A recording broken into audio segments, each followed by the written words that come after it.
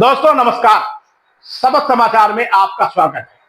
दोस्तों यूपी की सियासत में अब बड़ा बदलाव आने जा रहा है।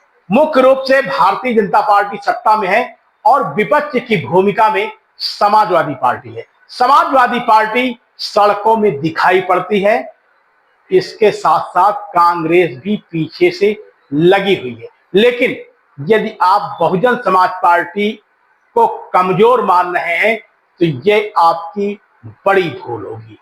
पूरी खबर विस्तार से हम आपको बताएं कि इसके पहले हमारे चैनल को आप सब्सक्राइब कर लीजिए, लाइक कर लीजिए, साथ में कमेंट करना भी ना भूलिए ताकि हम ऐसी खबरें आप तक पहुंचाते रहें।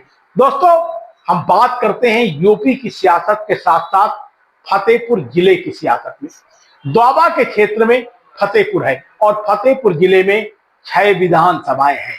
मौजूदा समय में फतेहपुर जिले की सियासत में आपको सत्ताधारी दल भारतीय जनता पार्टी खूब दिखाई पड़ रहा है।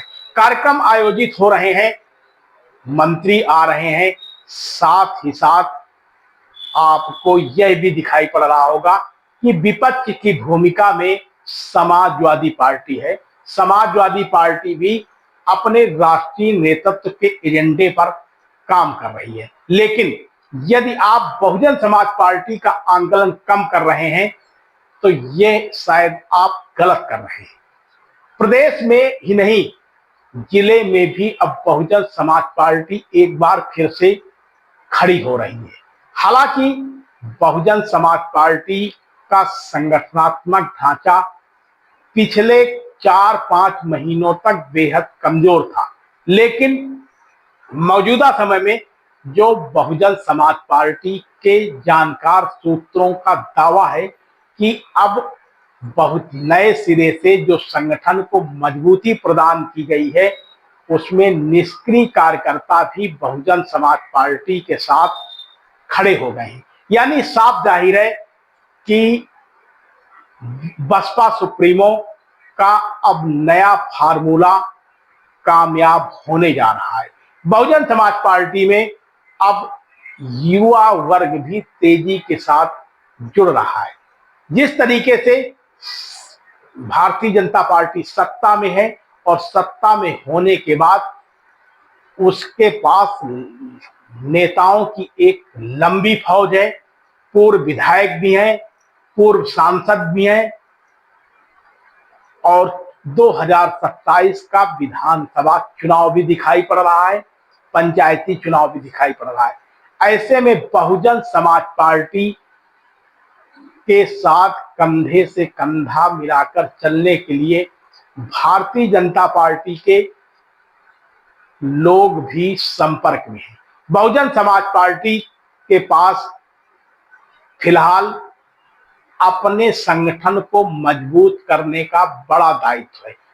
बताया जाता है कि फतेहपुर जिले के मौजूदा समय में 3 पूर्व विधायक बहुजन समाज पार्टी के नेताओं के संपर्क में हैं।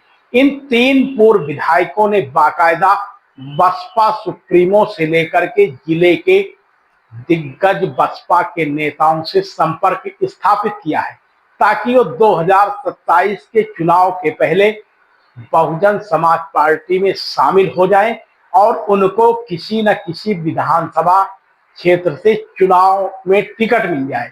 टिकट की दावेदारी को लेकर के ये पूर्व विधायक आना चाहते हैं। मौजूदा समय में ये तीनों पूर्व विधायक भारतीय जनता पार्टी की राजनीति से जुड़े हुए हैं और चुनाव में पराजित भी हो चुके हैं। बताया तो यहां तक जाता है कि बसपा सुप्रीमो से मुलाकात करने के बाद बसपा सुप्रीमो ने अभी तक इनको हरी झंडी नहीं दी है। बसपा सुप्रीमो ने साफ कह दिया है कि पहले ब्लॉक एवं गांव स्तर पर बहुजन समाज पार्टी के संगठन को मजबूत किया जाएगा। मजबूत करने के बाद ही किसी को इस बार शामिल किया जाएगा। शामिल होने के पहले उस विधानसभा क्षेत्र के कार्यकर्ताओं से भी राय शुमारी की जाएगी। इसको लेकर के विधानसभा एवं जोनल स्तर के जो बसपा के पदाधिकारी हैं उनको भी विशेष जिम्मेदारी सौंपी गई है। अभी हाल में ही बसपा ने भाईचारा कमेटी का भी गठन कर दिया है। भाईचारा कमेटी में फतेहपुर जिले के ही एक सेवानिवृत्त सरकारी कर्मचारी को भाईचारा कमेटी का अध्यक्ष बनाया गया है। अब आपको फतेहपुर जिले के कुछ सियासी समीकरण भी बता दें। मौजूदा समय में फतेहपुर जिले में 6 विधानसभाएं हैं। 6 विधानसभा सीटों में 2 विधानसभा सीटें समाजवादी पार्टी के पास हैं, जबकि मौजूदा समय में जो 4 विधानसभा सीटें हैं उनमें से 3 भारतीय जनता पार्टी के पास हैं, जबकि 1 विधानसभा सीट भारतीय जनता पार्टी की गठबंधन वाली पार्टी के पास है। यानी सत्ता में फतेहपुर जिले की 4 विधानसभा सीटें हैं, जबकि विपक्ष में फतेहपुर जिले की 2 विधानसभा सीटें हैं। अब 2027 के चुनाव में बहुजन समाज पार्टी किसी न किसी तरीके से फतेहपुर जिले की विधानसभाओं में अपना कब्जा जमाना चाहती है। ये जानकार सूत्र ही नहीं, राजनीतिक विश्लेषण भी बताते हैं कि जितना vote bank Bahujan Samaj party के पास परंपरागत है, उतना किसी भी सियासी दल के पास नहीं है। कोई भी ऐसी विधानसभा नहीं है जिस विधानसभा में 25 से 30 हजार वोटर बहुजन समाज पार्टी के पास न हो। बस जरूरत है कि बहुजन समाज पार्टी के उम्मीदवार और संगठन के लोग अपने मतदाताओं के मताधिकार का प्रयोग करवा ले जाएं। ऐसे में संगठन को मजबूती प्रदान करना बहुजन समाज पार्टी की पहली प्राथमिकता है।